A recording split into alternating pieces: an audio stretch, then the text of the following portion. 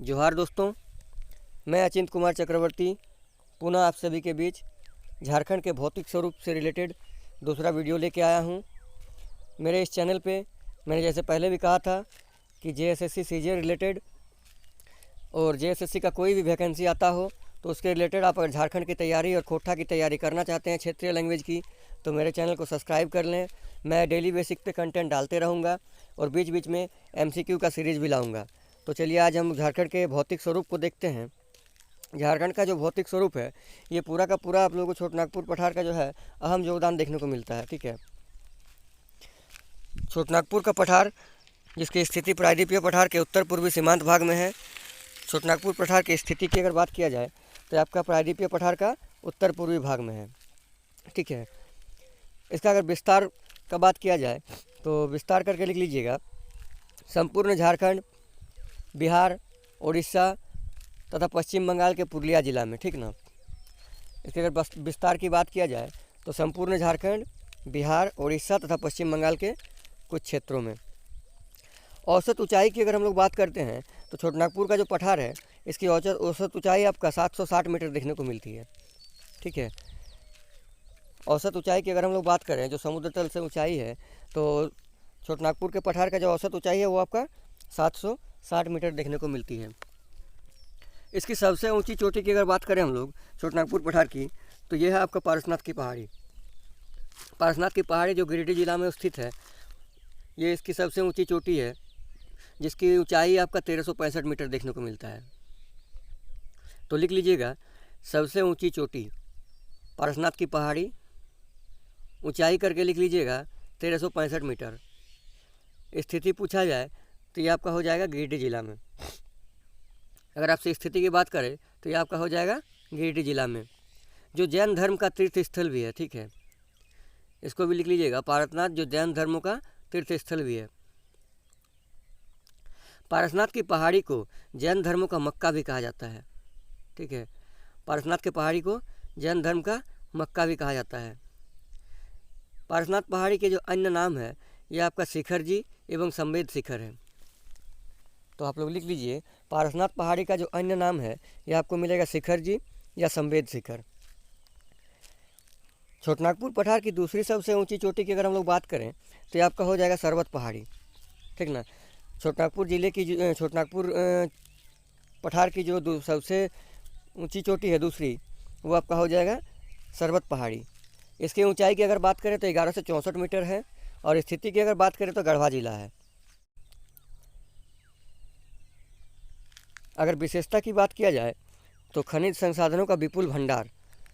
ठीक है, छोटनागपुर का जो पठार है इसमें खनिज संसाधन का आपका विपुल भंडार देखने को मिलता है, जिस कारण से इसे भारत का रूर प्रदेश भी कहा जाता है। ठीक है, लिख लीजिएगा, खनिज संसाधन के विपुल भंडार के कारण इसे भारत का रूर प्रदेश भी कहा जाता है, या खनिज संसाधन का भंडार गृह भी कहा जाता है, रत्नगर्भा भी कहा जाता है। इसे अन्य कई नामों से जाना जाता है। ठीक है, तो ध्यान रखिएगा, छोटनागपुर के पठार को जो है अन्य बहुत सारे नामों से जाना जाता है, जिसमें भारत का रूर प्रदेश, खनिज संसाधन का भंडार गृह तथा रत्नगर्भा के नाम से भी जाना जाता है।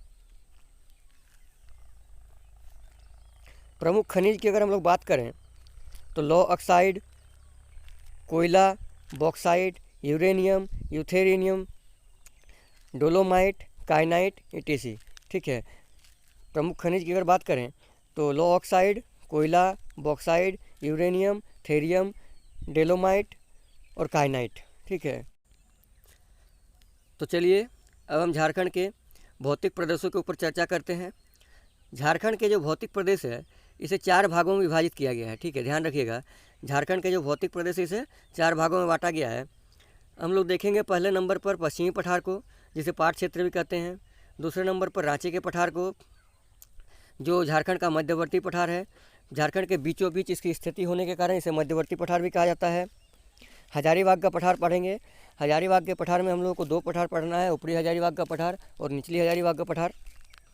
चौथे नंबर पर हम लोग पहाड़ी नदी घाटी एवं मैदानी क्षेत्र को देखने जा रहे हैं। ठीक है, तो चौथे नंबर पर हम लोग पहाड़ी नदी घाटी एवं मैदानी क्षेत्रों को देखने जा रहे हैं।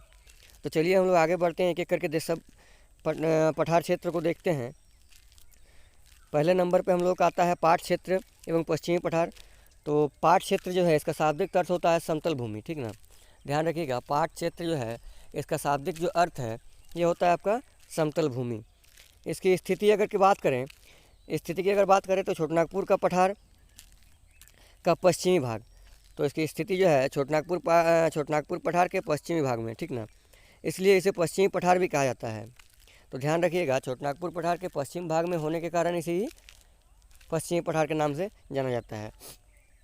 अगर हम लोग इसकी विस्तार की बात करते हैं, एक्सटेंट की बात करते हैं, तो दक्षिणी लातेहार, लोहरदगा, गुमला जिला, ठीक है, दक्षिणी लातेहार, लोहरदगा तथा गुमला जिला। औसत ऊंचाई की अगर हम लोग बात करें तो इसका औसत ऊंचाई जो समुद्र तल से है ये आपका हो जाएगा 900 मीटर, ठीक ना। ध्यान रखिएगा, इसकी औसत ऊंचाई जो है ये आपका हो जाएगा 900 मीटर। झारखंड का सबसे ऊंचा पठारी एवं भौतिक प्रदेश है, ठीक है। ध्यान रखिएगा, ये जो आपका पाट क्षेत्र है ये झारखंड का सबसे ऊंचा पठारी एवं भौतिक प्रदेश है। जो पश्चिमी पठार है ये झारखंड का सबसे ऊंचा पठारी एवं भौतिक प्रदेश है। इसकी आकृति की अगर हम बात करें तो इसकी आकृति जो है त्रिभुजाकार है। अगर आप लोग झारखंड के मैप में देखिएगा तो आपको आप लोगों को इसकी आकृति जो है वो त्रिभुजाकार देखने को मिलेगा, ठीक है। इसकी विशेषता की अगर बात करें तो बॉक्साइट के लिए प्रसिद्ध है। झारखंड का सबसे ठंडा एवं सर्वाधिक वर्षा वाला क्षेत्र भी इसी पठार में उपस्थित है। अगर भूमि की बात करें तो उच्च भूमि को टाँड़ तथा निम्न भूमि को दोन कहा जाता है, ठीक है। तो ध्यान रखिएगा, अगर भूमि की बात किया जाए तो उच्च भूमि को टाँड़ तथा निम्न भूमि को दोन कहा जाता है। प्रमुख पाट क्षेत्र, दक्षिणी पठार के कुछ प्रमुख पाट क्षेत्रों को हम लोग अगर देखें तो नेतरहाट पाट इसमें आता है 1 नंबर पे, गणेशपुर पाट आता है 2 नंबर पे, और जनीरा पाट आता है आपका 3 नंबर पे। वही हम लोग नेतरहाट पाट की अगर ऊंचाई की बात करें तो 1180 मीटर है, समुद्र तल से इसकी ऊंचाई 1180 मीटर है।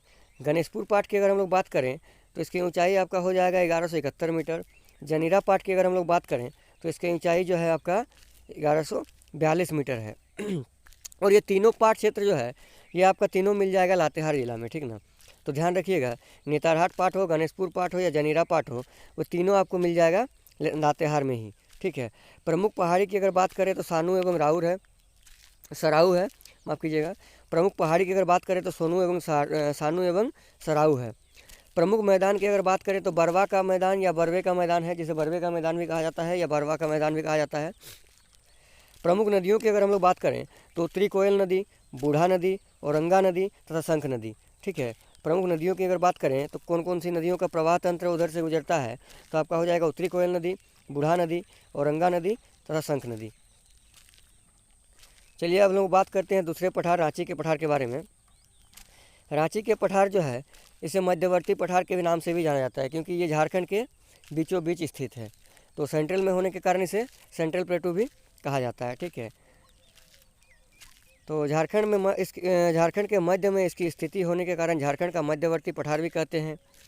रांची का पठार झारखंड के पठार का सबसे बड़ा भौतिक प्रदेश या पठारी क्षेत्र है।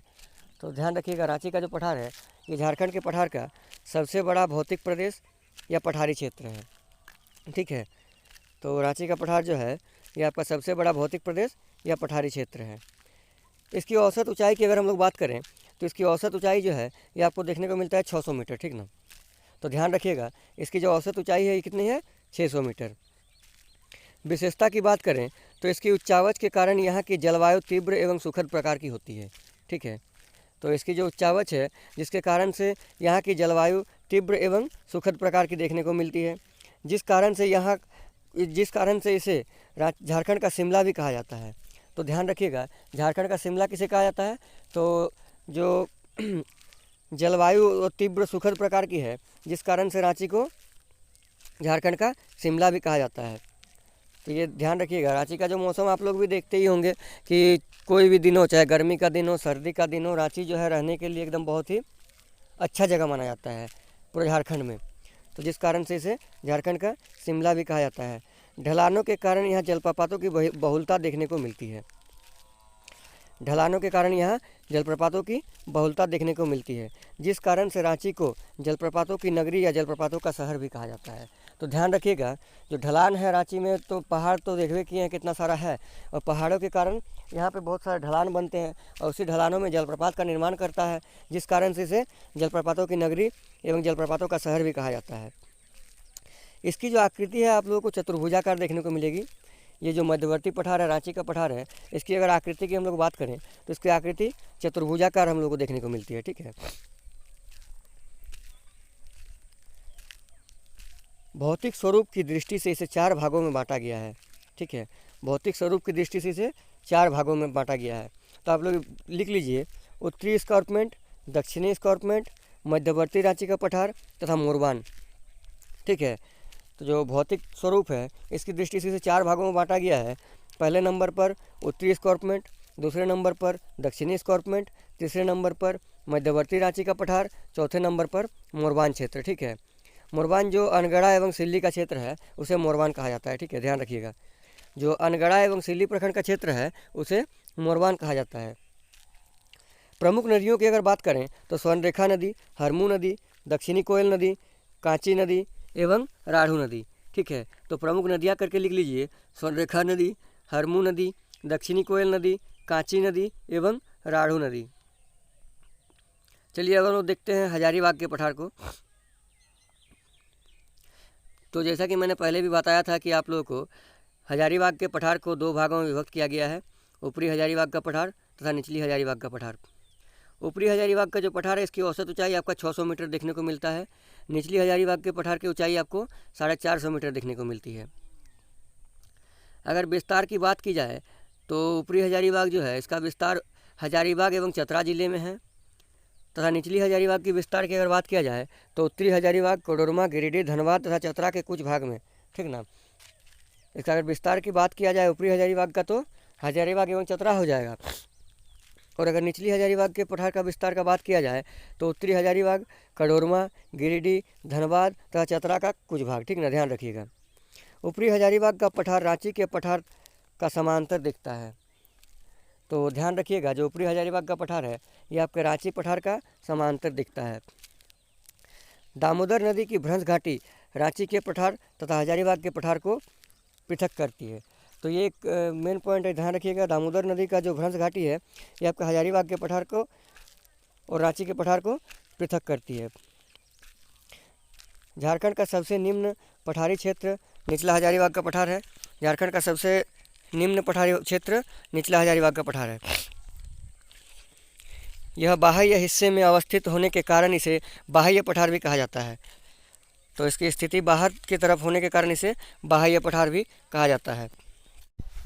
इसकी अगर छोटी इकाइयों की हम लोग बात करें तो इसकी छोटी इकाइयों में कोडरमा का पठार और गिरिडीह का पठार देखने को मिलता है। ठीक है, ध्यान रखिएगा, जो आपका हजारीबाग का पठार है इसकी अगर छोटी इकाइयों की बात करें तो इसमें कोडरमा का पठार और गिरिडीह का पठार हमें देखने को मिलता है। ठीक है, ध्यान रखिएगा। इसी गिरिडीह के पठार पर झारखंड की सबसे ऊंची चोटी पार्श्वनाथ पर्वत देखने को मिलता है। ठीक है, इसी गिरिडीह के पठार पर जो है झारखंड की सबसे ऊंची जो चोटी है पार्श्वनाथ पठार, वो हम लोगों को गिरिडीह के पठार में ही देखने को मिलता है, जिसकी औसत ऊंचाई 1365 मीटर है। ठीक ना, ध्यान रखिएगा। पारसनाथ की पहाड़ी बराकर नदी के किनारे अवस्थित है। ठीक है, ये भी आप लोग ध्यान रख लीजिएगा कि पारसनाथ की जो पहाड़ी है ये आपका बराकर नदी के किनारे स्थित है। इसी पहाड़ी पर हिमालय क्षेत्र के जीव एवं वनस्पति पाए जाते हैं, और इसी जो पहाड़ी क्षेत्र है झारखंड में, इसी पहाड़ी क्षेत्र में हिमालय क्षेत्र के जीव एवं वनस्पति पाए जाते हैं। ठीक है, ध्यान रख लीजिएगा। चलिए अब हम लोग चौथा पहाड़ी नदी घाटी एवं मैदानी क्षेत्र को देखते हैं। इसमें सबसे पहला जाता है राजमहल पहाड़ी। राजमहल पहाड़ी की स्थिति की अगर हम लोग बात करें तो छोटनागपुर पठार के उत्तर पूर्वी भाग से कैमूर पहाड़ी तक इसकी स्थिति है। ठीक है, तो अगर स्थिति की हम लोग बात करें तो इसका जो विस्तार है ये आपका छोटनागपुर पठार के उत्तर पूर्वी भाग से लेके कैमूर पहाड़ी तक है। ठीक है, राजमहल पहाड़ी प्रायद्वीपीय पठार के उत्तर पूर्वी सीमा बनाती है। ठीक है, तो ध्यान रखिएगा, जो राजमहल की पहाड़ी है ये आपका प्रायद्वीपीय पठार की उत्तर पूर्वी सीमा बनाती है। ठीक है, विस्तार की अगर बात करें तो साहेबगंज, गोड्डा, पाकुड़, दुमका, जामताड़ा। राजमहल पहाड़ी के विस्तार की अगर बात करें तो साहेबगंज, गोड्डा, पाकुड़, दुमका, जामताड़ा। ठीक ना, ध्यान रख लीजिएगा। इसकी अगर औसत ऊंचाई की हम लोग बात करें तो 150 मीटर से 300 मीटर देखने को मिलती है, कहीं कहीं 150 मीटर, कहीं कहीं 200, कहीं कहीं 300 तक मतलब आपको अप्रॉक्स देखने को मिलती है, तो ध्यान रख लीजिएगा। प्रमुख पहाड़ियाँ की अगर बात करें तो यहाँ 2 प्रकार के पहाड़ पाए जाते हैं। आपको स्क्रीन में दिख रहा होगा, मैंने कुछ ड्राइंग किया है, उतना तो खास ड्राइंग में मेरा हाथ चलता नहीं है, फिर भी मैंने समझाने के लिए कुछ किया हुआ है। तो ये जो नुकीला टाइप का उठा उठा हुआ है, इसे टोंगरी या टुंगरी कहा जाता है, ठीक है। और दूसरे नंबर पर जो गुम्बदाकार का दिख रहा है, इसे डोंगरी या डुंगरी के नाम से जाना जाता है, ठीक है। तो ध्यान रख लीजिएगा, जो नुकीला टाइप का होता है उसे टोंगरी या टुंगरी कहा जाता है, और जो गुम्बद आकार का होता है, गोल आकृति का होता है, उसे डुंगरी या डोंगरी कहा जाता है। राजमहल पहाड़ी में जीवाश्म के अवशेष पाए जाते हैं, ठीक है। तो ध्यान रख लीजिएगा, राजमहल पहाड़ी में जो है जीवाश्म के अवशेष पाए जाते हैं। और अगर इसका समय पूछा जाए तो 65 से 145 मिलियन ईयर एगो का, ठीक ना, जो 65 से 145 अरब साल पहले का, ठीक है। यह क्षेत्र बैसाल्टिक चट्टानों से बना हुआ है। तो ध्यान रख लीजिएगा, यह क्षेत्र जो है बैसाल्टिक चट्टानों से बना हुआ है। आप लोगों को याद होगा, कल मैंने जब आप लोगों को झारखंड का भौतिक संरचना जब पढ़ा रहा था, उस टाइम पे मैंने झारखंड के निर्माण का, झारखंड के भूमि के निर्माण का जब हम लोग पढ़ रहे थे, उस टाइम पे हमने देखा था कि जो बैसाल्टिक लावा का जमाव होता है कहाँ होता है, राजमहल क्षेत्र में। तो याद रख लीजिएगा, राजमहल क्षेत्र में बैसाल्टिक चट्टान, जो राजमहल का क्षेत्र है वो बैसाल्टिक चट्टानों से बना हुआ है, ठीक है। दूसरे नंबर पर आता है इसमें नदी घाटी क्षेत्र। तो इसमें नदी घाटी क्षेत्र में आपको देखने को मिलता है गंगा नदी घाटी क्षेत्र, मयूराक्षी नदी घाटी क्षेत्र, उत्तरी कोयल नदी घाटी क्षेत्र, सोनरेखा नदी घाटी क्षेत्र, दामोदर नदी घाटी क्षेत्र, अजय नदी घाटी क्षेत्र तथा बराकर नदी घाटी क्षेत्र। याद रखिएगा, दामोदर नदी घाटी जो क्षेत्र है, रांची के पठार तथा हजारीबाग के पठार को पृथक करती है। तो हमेशा क्वेश्चन पूछा जाता है कि दामोदर जो नदी है वो किन 2 पठारों को पृथक करती है। तो रांची के पठार और हजारीबाग के पठार को पृथक करने का काम करती है। कौन करती है? दामोदर का पठार करती है। दामोदर तथा बराकर नदी पूरे झारखंड को पठार, छोटनागपुर के पठार को 3 भागों में बांटती है। तो ये भी आप लोग ध्यान रख लीजिएगा, दामोदर जो नदी है और बराकर नदी है, ये समस्त छोटनागपुर पठार यानी समस्त झारखंड को 3 भागों में बांटने का काम करती है, ठीक है। ध्यान रख लीजिएगा, कौन कौन? दामोदर तथा बराकर नदी पूरे छोटनागपुर पठार को 3 भाग में बांटने का काम करती है, ठीक है। चलिए तीसरे नंबर पर हम लोग मैदानी क्षेत्र को देख लेते हैं। मैदानी क्षेत्र में आता है आपका चाईबासा का मैदान, ठीक ना। तो इसकी जो स्थिति है छोटनागपुर पठार के दक्षिण भाग में है, ठीक है। ध्यान रख लीजिएगा, इसकी जो स्थिति है छोटनागपुर पठार के दक्षिण भाग में है।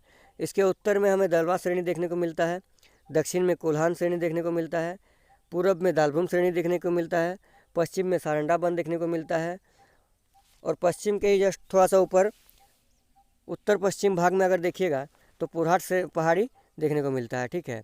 तो उत्तर पश्चिम भाग में आपका मिल जाएगा पुरहाट पहाड़ी, पश्चिम में आपका मिल जाएगा सारंडा वन, दक्षिण में मिल जाएगा कुरहान, उत्तर में मिल जाएगा दलमा श्रेणी तथा पूरब में मिल जाएगा डालभूम श्रेणी।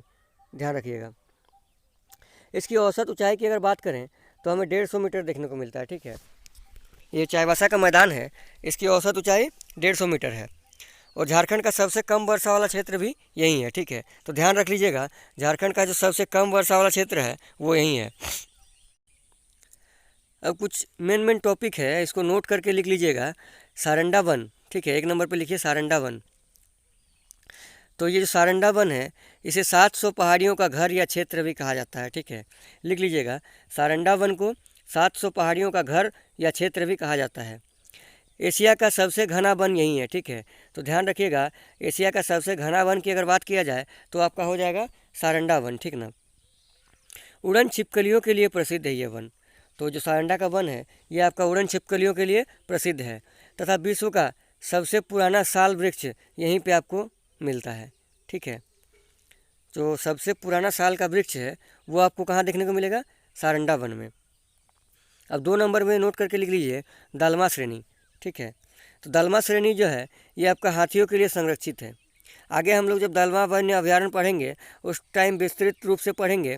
अभी बस आप लोग लिख लीजिए नोट करके कि जो दालमा श्रेणी है वो आपका हाथियों के लिए प्रसिद्ध है। तीसरे नंबर पर आपका नेतरहाट, ठीक ना। नेतरहाट करके लिख लीजिए। स्थानीय भाषा में इसे बांस का बाजार भी कहते हैं, ठीक है। तो जो स्थानीय भाषा है उसमें इसे बांस का बाजार भी कहते हैं। हाट मतलब स्थानीय भाषा में बाजार को बोला जाता है। ठीक है। प्रकृति का हृदय स्थल भी कहलाता है। तो जो नेतारहाट है यह प्रकृति का हृदय स्थल या नेचर्स हार्ट, ठीक ना, इंग्लिश में देखते हैं ना नेचर्स हार्ट, तो जिस कारण से इसे प्रकृति का हृदय स्थल भी कहा जाता है। छोटनागपुर की रानी भी कहा जाता है। ठीक है, ये भी आप लोग ध्यान रख लीजिएगा, नेतारहाट को छोटनागपुर की रानी भी कहा जाता है। ठीक है, तो ये कुछ कुछ मेन पॉइंट है जिसको आप लोग लिख लीजिए। एग्ज़ाम के व्यू से ये बहुत ही महत्वपूर्ण टॉपिक है, हो सकता है तो लिख लीजिए, आप लोगों का काम आएगा। और वीडियो कैसा लगा आप लोग ज़रूर बताइए।